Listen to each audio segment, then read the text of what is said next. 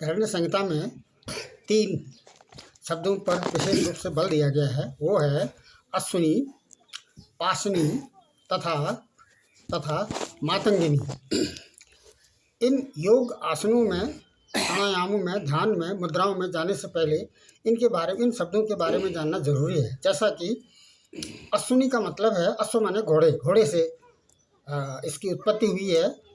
मल त्याग के बाद घोड़ा अपने गुदा को संकुचित करता है, तो इसको अश्विनी मुद्रा में रखा गया है। और पास का मतलब होता है फंदा। ये जो अश्विनी मुद्रा है, इसका अभ्यास तभी संभव है जब हम ठीक से हलासन और नौकासन को ठीक से कर लेते हैं। हलासन और नौकासन को जब पूर्ण रूप से, विधिवत रूप से, स्टेप वाइज पूर्ण हो जाता है, उसके बाद ही हम पाशनी मुद्रा में जा सकते हैं। यहाँ पर ये जो अश्विनी मुद्रा है, यहाँ पर गुदा का संकुचन करना है।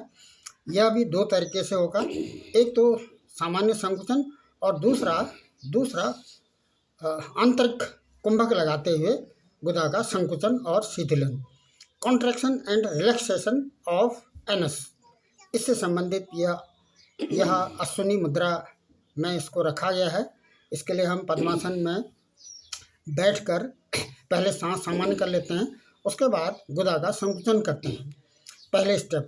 दूसरे स्टेप में जब हम आंतरिक कुंभक लेते हुए गुदा का संकुचन करेंगे, तो वहाँ पर हम पैल्विक, जैसा कि इससे पहले भी इसके बारे में बातें हुई हैं, पैल्विस और रेक्टम या रिप्रोडक्टिव सिस्टम या यूरिनल सिस्टम से होते हुए जो मांसपेशियां हैं, उनका भी खिंचाव करते हैं।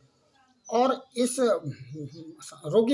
सांस रोकी हुई स्थिति में ही हम गुदा का संकुचन करते हैं, और उसके बाद फिर सांस छोड़ने के बाद हम फिर गुदा का शिथिलन कर लेते हैं। ये जब अश्विनी मुद्रा करते हैं तो उसके तुरंत बाद हमने अनुलोम विलोम में जाना है।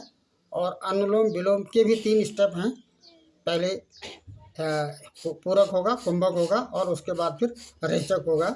उसके बाद 1 बाय 1 लेफ्ट और राइट, कीड़ा और पिंगला जो नासिका है, उनसे वायु बाहर छोड़ी जाएगी।